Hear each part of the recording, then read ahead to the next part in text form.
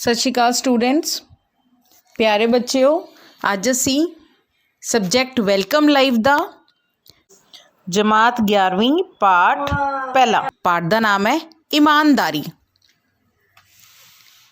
एक अजिहा शब्द जिस बारे असी सारे जानते हैं। प्यारे बच्चों, इस पाठ के 3 उद्देश हैं। पहला उद्देश ईमानदारी नूं आचरण के हिस्से वजों समझना। दूसरा स्वै परवानगी अते निज नालों ईमानदारी नूं उचेरा स्थान देना। तीसरा समाजिक यथार्थ विच ईमानदारी दे पक्ष नूं समझ सकना। प्यारे बच्चों, आओ पाठ शुरू करते हैं। ये बहुत ही इंटरस्टिंग चैप्टर है। इस विच 2 कहानियां तुहानूं सुनन नूं मिलणगियां। ठीक है, आपां पाठ शुरू करते हैं। ईमानदारी तो भाव है आचरण की निरपक्षता अते स्पष्टता। इसकी डेफिनेशन है, ईमानदारी विच सुहिरदता, अखंडता अते भरोसेयोगता वर्गे गुण शामिल हैं। यह एक व्यक्ति विच मिलन वाले चंगे गुण हैं। निश्चित तौर ते मनुख दे निजी जीवन अते समाज लई लाहेवंद हैं। सेहतमंद रिश्ते बनाउण ਅਤੇ बनाई रखण लई दूजिਆਂ नाल ईमानदार होना बहुत जरूरी है। नाले तुसी खुद एनालाइज करो तुसी किन्ने की ईमानदार हो। ठीक है, इसी तरह अपने आप नाल ईमानदार होना स्वै परवानगी ਅਤੇ स्वै मान ਦੇ नाल निजी विकास ਅਤੇ वाधे लई बहुत ही महत्वपूर्ण है। ठीक है, सब तो पहला तुहाडे सामने क्रिया आ रही है। ठीक है, तो इस विच तुसी सही अते गलत दे निशान लगाने ने। ठीक है, इस क्रिया नाल बेटे पता लगेगा कि तुसी किन्ने की ईमानदार हो। ठीक है, सब तो पहला बहु गिणती लोग ईमानदार हैं। तुहाडी इस ते पूर्ण सहमति है तो तुसी पूर्ण सहमति दे हेठां टिक लगाना है। अपूर्ण सहमति विच टिक लगाना है। अगर असहमति है पूरी तो असहमति विच टिक लगाना है। अर्ध असहमति जां पूर्ण असहमति।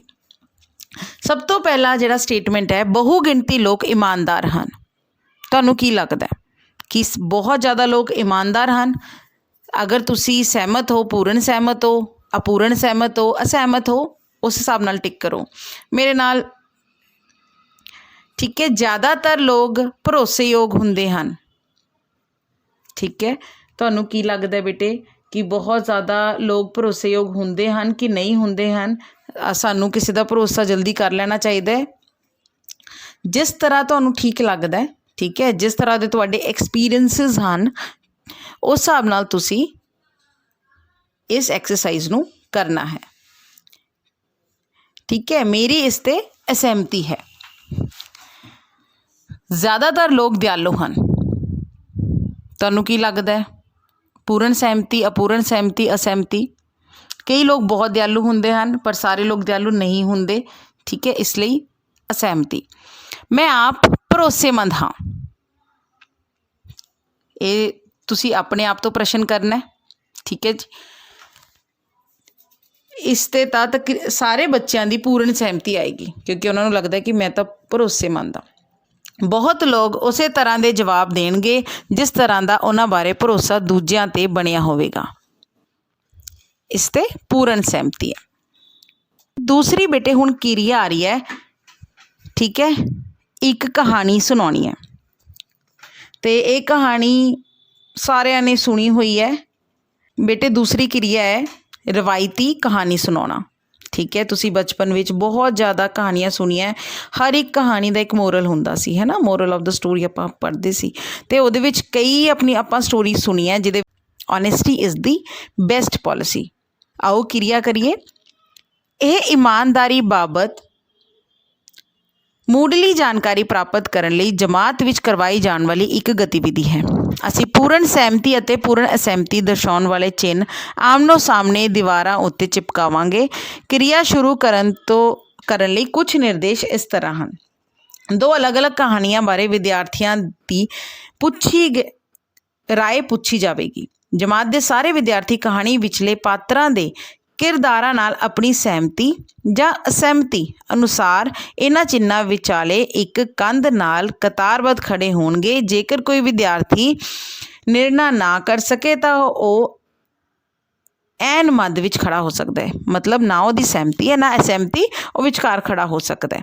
ਠੀਕ ਹੈ, ਇਹ ਇੱਕ ਪ੍ਰੈਕਟੀਕਲ ਹੈ। ਜਦੋਂ ਵੀ ਸਕੂਲ ਅਸੀਂ ਜਾਵਾਂਗੇ ਉਦੋਂ ਇਹ ਪ੍ਰੈਕਟੀਕਲ ਕਰਕੇ ਦੇਖਾਂਗੇ। ਇਸ ਟਾਈਮ ਅਸੀਂ 2 ਕਹਾਣੀਆਂ ਸੁਣਦੇ ਹਾਂ ਅਤੇ ਆਪਣੇ ਦਿਮਾਗ 'ਚ ਹੀ ਅਸੀਂ ਸਹਿਮਤ ਹਾਂ ਕਿ ਨਹੀਂ ਸਹਿਮਤ, ਉਹ ਅਸੀਂ ਆਪਣੇ ਦਿਮਾਗ ਵਿੱਚ ਸੋਚਾਂਗੇ। ਅਤੇ ਤੁਸੀਂ ਮੈਨੂੰ ਮੈਸੇਜ ਕਮੈਂਟ ਬਾਕਸ ਵਿੱਚ ਦੱਸਣਾ ਹੈ ਕਿ ਤੁਸੀਂ ਇਸ ਕਿਰਦਾਰ ਨਾਲ ਸਹਿਮਤ ਹੋ ਜਾਂ ਨਹੀਂ ਸਹਿਮਤ ਹੋ। ਸਭ ਤੋਂ ਪਹਿਲੇ ਸ਼ੇਰ ਅਤੇ ਆਜੜੀ ਦੀ ਕਹਾਣੀ। ਇਹ ਸਾਰੇ ਬੱਚਿਆਂ ਨੇ ਕਹਾਣੀ ਸੁਣੀ ਹੋਈ ਹੈ, ਫਿਰ ਵੀ ਆਪਾਂ ਇੱਕ ਵਾਰੀ ਦੁਬਾਰਾ ਸੁਣਦੇ ਹਾਂ। ਇਸ ਕਹਾਣੀ ਵਿੱਚ ਇੱਕ ਆਜੜੀ ਸ਼ੇਰ ਚੀਕਦਾ ਹੈ ਅਤੇ ਪਿੰਡ ਵਾਲਿਆਂ ਨੂੰ ਆਪਣੀ ਭੇਡਾਂ ਉੱਤੇ ਹੋਏ ਸ਼ੇਰ ਦੇ ਹਮਲੇ ਦੀ ਝੂਠੀ ਕਹਾਣੀ ਬਣਾ ਕੇ ਪੇਸ਼ ਕਰਦਾ ਹੈ। ਅਜਿਹਾ 2-3 ਵਾਰ ਕਰਨ 'ਤੇ ਉਹ ਦੂਜਿਆਂ ਦਾ ਧਿਆਨ ਤਾਂ ਕਾਫੀ ਖਿੱਚਦਾ ਹੈ, ਪਰ ਅੰਤ ਵਿੱਚ ਝੂਠ ਬੋਲਦਾ ਫੜਿਆ ਜਾਂਦਾ ਹੈ। ਬਾਅਦ ਵਿੱਚ ਇੱਕ ਦਿਨ ਸੱਚਮੁੱਚ ਹੀ ਇੱਕ ਸ਼ੇਰ ਉਸਦੀ ਭੇਡ ਚੁੱਕ ਕੇ ਲੈ ਜਾਂਦਾ ਹੈ। ਆਜੜੀ ਦੇ ਰੌਲਾ ਪਾਉਣ 'ਤੇ ਵੀ ਕੋਈ ਉਸ ਦੀ ਗੱਲ 'ਤੇ ਵਿਸ਼ਵਾਸ ਨਹੀਂ ਕਰਦਾ, ਕਿਉਂਕਿ ਉਸਨੇ ਪਹਿਲਾਂ ਇਸ ਬਾਰੇ ਝੂਠ ਬੋਲਿਆ ਸੀ। ਇਹ ਕਹਾਣੀ ਸਾਨੂੰ ਨਾ ਸਿਰਫ ਸੱਚ ਬੋਲਣ ਲਈ ਪ੍ਰੇਰਦੀ ਹੈ, ਬਲਕਿ ਦਰਸਾਉਂਦੀ ਹੈ ਕਿ ਇਸ ਤਰ੍ਹਾਂ ਝੂਠ ਬੋਲਣਾ ਘਾਤਕ ਸਿੱਧ ਹੋ ਸਕਦਾ ਹੈ ਅਤੇ ਉਲਟਾ ਪੈ ਸਕਦਾ ਹੈ। ਠੀਕ ਹੈ, ਉਸ ਆਜੜੀ ਨੂੰ ਪਤਾ ਨਹੀਂ ਸੀ ਵੀ ਅਗਰ ਮੈਂ ਐਵੇਂ ਹੀ ਸਾਰਿਆਂ ਨਾਲ ਮਜ਼ਾਕ ਕਰਦਾ ਰਹਾਂਗਾ ਤਾਂ ਇੱਕ ਦਿਨ ਇਹੋ ਜਿਹਾ ਆਏਗਾ ਕਿ ਕੋਈ ਵੀ ਮੇਰੇ ਨਾਲ ਨਹੀਂ ਖੜਾ ਹੋਵੇਗਾ। ਠੀਕ ਹੈ, ਇਸ ਲਈ ਸਾਨੂੰ ਹਮੇਸ਼ਾ ਸੱਚ ਬੋਲਣਾ ਚਾਹੀਦਾ ਹੈ। ਹਰ ਕੋਈ ਸੱਚ ਦਾ ਸਾਥ ਦਿੰਦਾ ਹੈ। ਬੇਟੇ ਦੂਸਰੀ ਕਹਾਣੀ ਹੈ। ਹੁਣ ਤੁਸੀਂ ਇਹ ਦੱਸਣਾ ਹੈ ਕਿ ਤੁਸੀਂ ਉਸ ਜਿਹੜਾ ਕਿਰਦਾਰ ਹੈ ਆਜੜੀ ਦਾ ਉਹਦੇ ਨਾਲ ਸਹਿਮਤ ਹੋ, ਜਿਹੜਾ ਉਹਨੇ ਕੀਤਾ ਠੀਕ ਕੀਤਾ, ਕਿ ਅਸਹਿਮਤ ਹੋ। ਠੀਕ ਹੈ, ਉਸ ਤੋਂ ਬਾਅਦ ਬੇਟੇ ਇਮਾਨਦਾਰ ਲੱਕੜਹਾਰਾ। ਇਹ ਕਹਾਣੀ ਵਿੱਚ ਇੱਕ ਗਰੀਬ ਲੱਕੜਹਾਰੇ ਦਾ ਇੱਕੋ ਇੱਕ ਕੁਹਾੜਾ ਲੱਕੜਾਂ ਕੱਟਦੇ ਸਮੇਂ ਨਦੀ ਵਿੱਚ ਡਿੱਗ ਕੇ ਗੁੰਮ ਹੋ ਜਾਂਦਾ ਹੈ। ਉਹ ਬੜਾ ਪਰੇਸ਼ਾਨ ਹੋ ਜਾਂਦਾ ਹੈ ਕਿਉਂਕਿ ਉਸ ਕੋਲ ਨਵਾਂ ਕੁਹਾੜਾ ਖਰੀਦਣ ਲਈ ਪੈਸੇ ਵੀ ਨਹੀਂ ਹਨ। ਉਸ ਨੂੰ ਨਦੀ ਦੇ ਕੰਢੇ ਅਫਸੋਸ ਵਿੱਚ ਬੈਠਿਆ ਦੇਖ ਕੇ ਕੋਲੋਂ ਲੰਘਦਾ ਇੱਕ ਰਾਜਾ ਸ਼ਾਹੀ ਗੋਤਾਖੋਰ ਨੂੰ ਕੁਹਾੜਾ ਲਿਆਉਣ ਲਈ ਭੇਜਦਾ ਹੈ ਅਤੇ ਗੋਤਾਖੋਰ ਇੱਕ ਸੋਨੇ ਦਾ ਕੁਹਾੜਾ ਇਹ ਕਹਿੰਦੇ ਹੋਏ ਪੇਸ਼ ਕਰਦਾ ਹੈ ਕਿ ਮੈਨੂੰ ਇਹ ਕੁਹਾੜਾ ਨਦੀ ਵਿੱਚੋਂ ਮਿਲਿਆ ਹੈ, ਕੀ ਇਹ ਤੇਰਾ ਹੈ? ਲੱਕੜਹਾਰਾ ਇਹ ਕਹਿੰਦੇ ਹੋਏ ਕਿ ਉਹ ਕੁਹਾੜਾ ਉਸ ਦਾ ਨਹੀਂ ਇਮਾਨਦਾਰੀ ਨਾਲ ਜਵਾਬ ਦਿੰਦਾ ਹੈ। ਗੋਤਾਖੋਰ ਫਿਰ ਉਸ ਨੂੰ ਚਾਂਦੀ ਦਾ ਕੁਹਾੜਾ ਪੇਸ਼ ਕਰਦਾ ਹੈ, ਪਰੰਤੂ ਲੱਕੜਹਾਰਾ ਫਿਰ ਗੋਤਾਖੋਰ ਨੂੰ ਇਹ ਕਹਿ ਦਿੰਦਾ ਹੈ ਕਿ ਉਹ ਕੁਹਾੜਾ ਵੀ ਉਸ ਦਾ ਨਹੀਂ। ਅੰਤ ਵਿੱਚ ਗੋਤਾਖੋਰ ਉਸ ਨੂੰ ਉਸ ਦਾ ਆਪਣਾ ਕੁਹਾੜਾ ਪੇਸ਼ ਕਰਦਾ ਹੈ ਤਾਂ ਲੱਕੜਹਾਰਾ ਖੁਸ਼ ਹੋ ਕੇ ਕਹਿੰਦਾ ਹੈ ਕਿ ਉਹ ਕੁਹਾੜਾ ਉਸ ਦਾ ਹੈ ਅਤੇ ਗੋਤਾਖੋਰ ਉਸ ਨੂੰ ਉਸ ਦਾ ਕੁਹਾੜਾ ਦੇਣ ਲਈ ਧੰਨਵਾਦ ਕਰਦਾ ਹੈ। ਇਹ ਦੇਖਦੇ ਹੋਏ ਮਨੁੱਖ ਇਮਾਨਦਾਰ ਹੈ, ਰਾਜਾ ਉਸ ਨੂੰ ਤਿੰਨੋਂ ਕੁਹਾੜੇ ਇਮਾਨ ਵਿੱਚ ਦੇ ਦਿੰਦਾ ਹੈ। ਠੀਕ ਹੈ, ਦੋਨੋਂ ਕਹਾਣੀਆਂ ਸੁਣਨ ਉਪਰੰਤ ਬੇਟੇ ਤੁਸੀਂ ਵਿਦਿਆਰਥੀਆਂ ਨੂੰ ਪਾਤਰਾਂ ਦੇ ਵਿਹਾਰਾਂ ਪ੍ਰਤੀ ਆਪਣੀ ਸਹਿਮਤੀ ਜਾਂ ਅਸਹਿਮਤੀ ਦਰਸਾਉਣ ਵਾਲੇ ਚਿੰਨ੍ਹਾਂ ਵੱਲ ਤੁਰਨ ਲਈ ਕਹਿਣਗੇ ਤੁਹਾਡੇ ਟੀਚਰਸ। ਠੀਕ ਹੈ ਬੇਟੇ। ਪਿਆਰੇ ਬੱਚੇ, ਹੁਣ ਤੁਸੀਂ ਦੋਨੋਂ ਸਟੋਰੀ ਸੁਣ ਲਈਆਂ। ਠੀਕ ਹੈ, ਹੁਣ ਤੁਸੀਂ ਕਿਉਂਕਿ ਇੱਕ ਪ੍ਰੈਕਟੀਕਲ ਹੈ ਤਾਂ ਤੁਸੀਂ ਹੁਣ ਦੀਵਾਰਾਂ 'ਤੇ 2 ਨਿਸ਼ਾਨ ਲਾਏ ਸੀ, ਦੋਨੋਂ ਦੀਵਾਰਾਂ 'ਤੇ ਇੱਕ ਤਰਫ ਅਸਹਿਮਤੀ ਦੂਸਰੀ ਤਰਫ ਅਸਹਿਮਤੀ। ਹੁਣ ਤੁਸੀਂ ਅਸਹਿਮਤ ਵੱਲ ਜਾਣਾ ਹੈ ਜਾਂ ਸਹਿਮਤ ਵੱਲ ਜਾਣਾ ਹੈ। ਠੀਕ ਹੈ, ਇਸ ਟਾਈਮ ਇਹ ਪ੍ਰੈਕਟੀਕਲ ਨਹੀਂ ਹੋ ਸਕਦਾ, ਤੁਸੀਂ ਆਪਣੇ ਮਾਈਂਡ ਵਿੱਚ ਸੋਚਣਾ ਹੈ ਕਿ ਤੁਸੀਂ ਇਸ ਕਿਰਦਾਰ ਨਾਲ ਸਹਿਮਤ ਹੋ ਜਾਂ ਅਸਹਿਮਤ ਹੋ। ਠੀਕ ਹੈ, ਤੁਸੀਂ ਮੈਨੂੰ ਕਮੈਂਟਸ ਬਾਕਸ ਵਿੱਚ ਜ਼ਰੂਰ ਦੱਸਣਾ ਹੈ ਕਿ ਤੁਸੀਂ ਲੱਕੜਹਾਰੇ ਦੇ ਕਿਰਦਾਰ ਨਾਲ ਸਹਿਮਤ ਹੋ ਅਤੇ ਆਜੜੀ ਦੇ ਕਿਰਦਾਰ ਨਾਲ ਅਸਹਿਮਤ ਹੋ ਕਿ ਸਹਿਮਤ ਹੋ। ਠੀਕ ਹੈ, ਚਲੋ ਤੀਸਰੀ ਕਿਰਿਆ ਆ ਗਈ। ਇਹ ਬੇਟੇ ਹੈ ਰਚਨਾਤਮਕ ਹੁਨਰ ਵਿਧੀ। ਠੀਕ ਹੈ, ਇਹ ਵੀ ਇੱਕ ਪ੍ਰੈਕਟੀਕਲ ਹੈ। ਵਿਦਿਆਰਥੀ ਅਧਿਆਪਕ ਜੀ ਦੀ ਅਗਵਾਈ ਅਨੁਸਾਰ ਆਲੇ ਦੁਆਲੇ ਵਿੱਚ ਕਿਸੇ ਇੱਕ ਇਮਾਨਦਾਰ ਇਨਸਾਨ ਬਾਰੇ ਸੋਚਣਗੇ। ਤੁਸੀਂ ਆਪਣੇ ਪਿੰਡ ਵਿੱਚ ਜਾਂ ਅਗਰ ਤੁਸੀਂ ਸ਼ਹਿਰ ਵਿੱਚ ਰਹਿੰਦੇ ਹੋ, ਸ਼ਹਿਰ ਵਿੱਚ ਕਿਸੇ ਵੀ ਇੱਕ ਇਮਾਨਦਾਰ ਵਿਅਕਤੀ ਬਾਰੇ ਸੋਚੋਗੇ। ਇਹ ਇੱਕ ਰਚਨਾਤਮਕ ਕਿਰਿਆ ਹੋਵੇਗੀ ਜਿਸ ਵਿੱਚ ਸਾਰੇ ਵਿਦਿਆਰਥੀ ਸ਼ਾਮਿਲ ਹੋਣਗੇ। ਵਿਦਿਆਰਥੀਆਂ ਨੂੰ ਉਸ ਇਨਸਾਨ ਬਾਰੇ ਸੋਚਣ ਲਈ ਕੁਝ ਸਮਾਂ ਦਿੱਤਾ ਜਾਏਗਾ। ਠੀਕ ਹੈ, ਤੁਹਾਡੇ ਜਿਵੇਂ ਤੁਸੀਂ ਸੁਣ ਰਹੇ ਹੋ, ਤੁਹਾਡੇ ਦਿਮਾਗ 'ਚ ਕੋਈ ਨਾ ਕੋਈ ਵਿਅਕਤੀ ਐਵੇਂ ਦਾ ਆ ਰਿਹਾ ਹੋਵੇਗਾ ਜਿਹੜਾ ਤੁਹਾਨੂੰ ਲੱਗਦਾ ਕਿ ਹਾਂ ਉਹ ਇਮਾਨਦਾਰ ਹੈ। ਹੋ ਸਕਦਾ ਤੁਹਾਡੇ ਘਰ ਵਿੱਚੋਂ ਹੀ ਕੋਈ ਹੋਵੇ। ਠੀਕ ਹੈ, ਇਸ ਤਰੀਕੇ ਨਾਲ ਵਿਦਿਆਰਥੀਆਂ ਨੂੰ ਕਲਾਤਮਕ ਅਤੇ ਸਿਰਜਣਾਤਮਕ ਅਭਿਆਸ ਵਿੱਚ ਸ਼ਾਮਿਲ ਹੋ ਕੇ ਇਮਾਨਦਾਰੀ ਬਾਰੇ ਸੋਚਣ ਦਾ ਇੱਕ ਮੌਕਾ ਮਿਲੇਗਾ। ਫਿਰ ਵਿਦਿਆਰਥੀ ਉਸ ਵਿਅਕਤੀ ਜਾਂ ਉਸ ਦੀਆਂ ਗਤੀਵਿਧੀਆਂ ਦਾ ਸਕੈਚ, ਪੋਸਟਰ ਜਾਂ ਕੋਲਾਜ ਬਣਾਵੇਗਾ ਜੋ ਵਿਦਿਆਰਥੀ ਦੇ ਵਿਚਾਰਾਂ ਦਾ ਸਮਰਥਨ ਕਰਦਾ ਹੋਵੇ। ਠੀਕ ਹੈ, ਅਤੇ ਤਸਵੀਰਾਂ ਵਿਦਿਆਰਥੀ ਦੀ ਤਰ੍ਹਾਂ ਹੀ ਵਿਲੱਖਣ ਹੋਣਗੀਆਂ। ਠੀਕ ਹੈ, ਕਿ ਅਲੱਗ ਅਲੱਗ ਹੋਣਗੀਆਂ। ਹਰ ਕੋਈ ਵਿਦਿਆਰਥੀ ਅਲੱਗ ਇਨਸਾਨ ਬਾਰੇ ਸੋਚ ਰਿਹਾ ਹੋਏਗਾ। ਠੀਕ ਹੈ, ਉਹਦੀਆਂ ਜਿਹੜੀਆਂ ਗਤੀਵਿਧੀਆਂ ਹੈ ਉਹ ਵੀ ਅਲੱਗ ਅਲੱਗ ਹੋਣਗੀਆਂ। ਠੀਕ ਹੈ, ਅਤੇ ਅਧਿਆਪਕ ਦੀ ਸਾਰੀ ਜਮਾਤ ਦੇ ਸਾਹਮਣੇ ਹਰ ਵਿਦਿਆਰਥੀ ਵੱਲੋਂ ਬਣਾਈ ਗਈ ਤਸਵੀਰ ਦੀ ਵਿਆਖਿਆ ਇਹ ਸਪਸ਼ਟ ਕਰਦਿਆਂ ਕਰਨਗੇ ਕਿ ਇਮਾਨਦਾਰੀ ਨੂੰ ਸਾਰਥਕ ਗੁਣ ਵਜੋਂ ਵਿਦਿਆਰਥੀ ਨੇ ਰਚਨਾਤਮਕ ਢੰਗ ਨਾਲ ਕਿਵੇਂ ਪੇਸ਼ ਕੀਤਾ। ਜਿਵੇਂ ਤੁਹਾਡੇ ਨਾਲ ਕੋਈ ਵਾਕਿਆ ਹੋਇਆ ਹੋਵੇ ਤਾਂ ਤੁਹਾਨੂੰ 10 ਰੁਪਏ ਮਿਲੇ ਹੋਣ, ਤੁਹਾਨੂੰ ਪਤਾ ਹੈ ਉਹ ਕਿਸੇ ਵਿਅਕਤੀ ਦੇ ਗਿਰੇ ਹੋਏ ਆ, ਤੁਸੀਂ ਉਹਨੂੰ ਵਾਪਸ ਕਰਤੇ। ਠੀਕ ਹੈ, ਤਾਂ ਤੁਸੀਂ ਇਮਾਨਦਾਰ ਹੋ, ਤੁਸੀਂ ਆਪਣੇ ਬਾਰੇ ਸੋਚ ਰਹੇ ਹੋ। ਐਵੇਂ ਹੀ ਤੁਹਾਨੂੰ ਅਗਰ ਲੱਗਦਾ ਕਿ ਤੁਸੀਂ ਕਿਸੇ ਸਬਜ਼ੀ ਵਾਲੇ ਨੂੰ ਬੇਟੇ ਵੱਧ ਪੈਸੇ ਦੇਤੇ, ਜਦੋਂ ਸਬਜ਼ੀ ਖਰੀਦ ਰਹੇ ਸੀ ਅਤੇ ਵੱਧ ਪੈਸੇ ਦਿੱਤੇ, ਪਰ ਉਸ ਸਬਜ਼ੀ ਵਾਲੇ ਨੇ ਬੜੀ ਇਮਾਨਦਾਰੀ ਨਾਲ ਤੁਹਾਨੂੰ ਤੁਹਾਡੇ ਵਾਧੂ ਪੈਸੇ ਮੋੜਤੇ।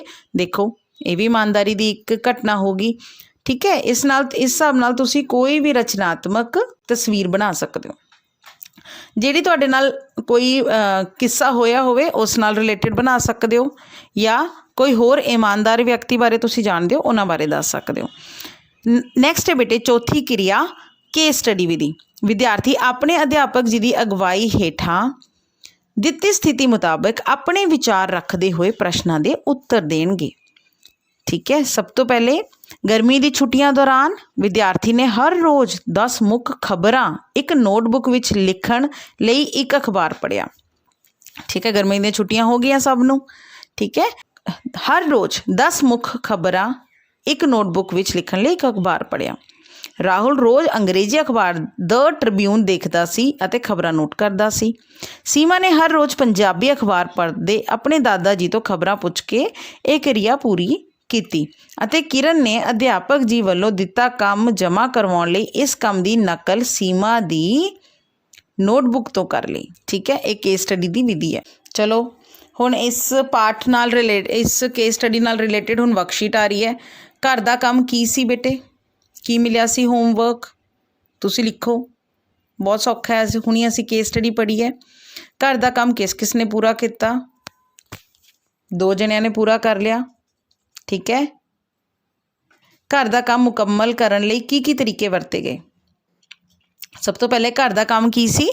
ਤੁਸੀਂ ਹਰ ਰੋਜ਼ 10 ਮੁੱਖ ਖਬਰਾਂ ਆਪਣੀ ਨੋਟਬੁੱਕ 'ਤੇ ਲਿਖਣੀਆਂ ਸੀ। ਠੀਕ ਹੈ, ਘਰ ਦਾ ਕੰਮ ਕਿਸ ਕਿਸ ਨੇ ਪੂਰਾ ਕੀਤਾ? ਰਾਹੁਲ ਨੇ, ਸੀਮਾ ਨੇ ਅਤੇ ਕਿਰਨ ਨੇ, ਤਿੰਨੋਂ ਨੇ ਪੂਰਾ ਕੀਤਾ ਹੈ, ਇੱਕ ਨੇ ਨਕਲ ਮਾਰ ਕੇ ਕੀਤਾ ਹੈ। ਘਰ ਦਾ ਕੰਮ ਮੁਕੰਮਲ ਕਰਨ ਲਈ ਕੀ ਕੀ ਤਰੀਕੇ ਵਰਤੇ ਗਏ? ਪਹਿਲੇ ਨੇ ਅੰਗਰੇਜ਼ੀ ਟ੍ਰਿਬਿਊਨ ਤੋਂ ਆਪਣੇ ਆਪ ਕੀਤਾ, ਦੂਸਰੇ ਨੇ ਆਪਣੇ ਦਾਦਾ ਜੀ ਤੋਂ ਪੁੱਛ ਕੇ ਕੀਤਾ, ਤੀਸਰੇ ਨੇ ਨਕਲ ਮਾਰ ਕੇ ਕੀਤਾ। ਤੁਹਾਨੂੰ ਕਿਹੜਾ ਤਰੀਕਾ ਸਹੀ ਲੱਗਦਾ ਅਤੇ ਕਿਉਂ? ਸਾਨੂੰ ਰਾਹੁਲ ਦਾ ਤਰੀਕਾ ਸਹੀ ਲੱਗਿਆ ਕਿਉਂਕਿ ਉਸਨੇ ਖੁਦ ਸਟੱਡੀ ਕੀਤੀ ਅਤੇ ਨਿਊਜ਼ਪੇਪਰ ਪੜ੍ਹਿਆ ਅਤੇ ਆਨਸਰਸ ਮੁੱਖ ਖਬਰਾਂ ਲਿਖੀਆਂ। ਉਪਰੋਕਤ ਜਿਹੀ ਸਥਿਤੀ ਵਿੱਚ ਤੁਸੀਂ ਆਪਣਾ ਕੰਮ ਕਿਵੇਂ ਪੂਰਾ ਕਰੋਗੇ? ਤੁਸੀਂ ਦੱਸੋ ਬੇਟੇ, ਤੁਸੀਂ ਕਿਵੇਂ ਪੂਰਾ ਕਰੋਗੇ? ਇਹ ਹਰ ਕਿਸੇ ਬੱਚੇ ਦਾ ਇੰਡੀਵਿਜੂਅਲ ਆਨਸਰ ਹੋਏਗਾ। ਠੀਕ ਹੈ, ਤੁਸੀਂ ਸੋਚ ਅਨੁਸਾਰ ਕੰਮ ਕਰਨ ਵਾਲੇ ਤਿੰਨਾਂ ਵਿਦਿਆਰਥੀਆਂ ਦੀ ਇਮਾਨਦਾਰੀ ਦੀ ਪਰਖ ਕੀ ਸੀ? ਇਹਨਾਂ ਵਿੱਚੋਂ ਤੁਹਾਨੂੰ ਇਮਾਨਦਾਰ ਕਿਹੜਾ ਬੱਚਾ ਲੱਗਦਾ ਹੈ? ਠੀਕ ਹੈ, ਜਿਹੜਾ ਬਿਲਕੁਲ ਇਮਾਨਦਾਰ ਹੈ, ਜਿਹਨੇ ਬਿਲਕੁਲ ਇਮਾਨਦਾਰੀ ਨਾਲ ਕੰਮ ਕੀਤਾ। ਠੀਕ ਹੈ, ਇਮਾਨਦਾਰੀ ਦਾ ਪੱਧਰ ਕੀ ਸੀ? ਠੀਕ ਹੈ, ਤਾਂ ਤੁਸੀਂ ਪੱਧਰ ਚੈੱਕ ਕਰੋ। ਤਾਂ ਇੱਕ ਪੂਰਾ ਇਮਾਨਦਾਰ ਸੀ, ਇੱਕ ਥੋੜ੍ਹਾ ਇਮਾਨਦਾਰ ਸੀ, ਇੱਕ ਬਿਲਕੁਲ ਵੀ ਇਮਾਨਦਾਰ ਨਹੀਂ ਸੀ। ਠੀਕ ਹੈ, ਨੈਕਸਟ ਹੈ ਬੇਟੇ ਪੰਜਵੀਂ ਕਿਰਿਆ। ਇਹਦੇ ਵਿੱਚ ਤੁਸੀਂ ਸਹੀ ਜਾਂ ਗਲਤ ਦੱਸਣਾ ਹੈ। ਠੀਕ ਹੈ, ਠੇਕੇ ਦੇ ਦਿੱਤੇ ਕੰਮਾਂ ਵਿੱਚੋਂ ਮਿਸਤਰੀ ਬਿਨਾਂ ਦੱਸੇ ਸੀਮੈਂਟ ਦੀ ਬੋਰੀ ਲੈ ਗਿਆ। ਕੀ ਤੁਹਾਨੂੰ ਲੱਗਦਾ ਹੈ ਇਮਾਨਦਾਰੀ ਦੀ ਗੱਲ ਹੈ? ਮੈਨੂੰ ਇਹ ਬਿਲਕੁਲ ਇਮਾਨਦਾਰੀ ਨਹੀਂ ਲੱਗੀ, ਇਸ ਲਈ ਇਹ ਕ੍ਰੋਸ ਹੈ। ਚੰਦਾ ਨੇ ਨੋਟਸ ਲਿਖਣ ਲਈ ਸਵਰਨ ਤੋਂ ਪੈਨਸਿਲ ਮੰਗੀ, ਪਰ ਪਸੰਦ ਆਉਣ ਕਰਕੇ ਆਪਣੇ ਕੋਲ ਰੱਖ ਲਈ ਅਤੇ ਚੰਦਾ ਨੂੰ ਇੱਕ ਹੋਰ ਪੈਨਸਿਲ ਖਰੀਦ ਕੇ ਦਿੱਤੀ।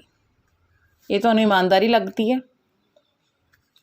ਇਹਦੇ ਤੇ ਅਰਧ ਸਹਿਮਤੀ ਹੈ ਬੇਟੇ, ਕਿਉਂਕਿ ਉਹਨੇ ਪੈਨਸਿਲ ਆਪਣੇ ਕੋਲ ਰੱਖ ਲਈ, ਠੀਕ ਹੈ, ਉਹਨੂੰ ਵਾਪਸ ਨਹੀਂ ਕੀਤੀ ਉਸਦੀ ਚੀਜ਼, ਬਟ ਉਹਨੂੰ ਹੋਰ ਚੀਜ਼ ਦੇ ਦਿੱਤੀ। ਇਹ ਤਾਂ ਲੱਕੜਹਾਰੇ ਦੀ ਕਹਾਣੀ ਦੀ ਤਰ੍ਹਾਂ ਹੀ ਹੋ ਗਿਆ, ਹੈ ਨਾ।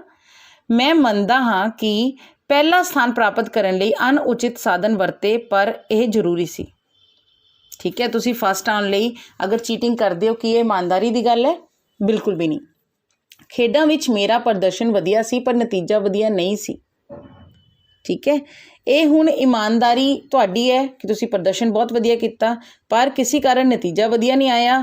ਉਹ ਜਾਂ ਤਾਂ ਕਿਸੇ ਥਾਂ 'ਤੇ ਇਮਾਨਦਾਰੀ ਨਹੀਂ ਵਰਤੀ ਗਈ, ਪਰ ਤੁਸੀਂ ਆਪਣਾ ਕੰਮ ਪੂਰੀ ਇਮਾਨਦਾਰੀ ਨਾਲ ਕੀਤਾ। ਪਾਹੁਲ ਪ੍ਰਤਾਪ ਸਿੰਘ ਨੇ ਕਿਸੇ ਨੂੰ ਬਿਨਾਂ ਦੱਸੇ ਟੁੱਟੇ ਕੱਪ ਦੀ ਡੰਡੀ ਫੈਵੀਕਵਿਕ ਨਾਲ ਜੋੜ ਕੇ ਰੱਖਤੀ।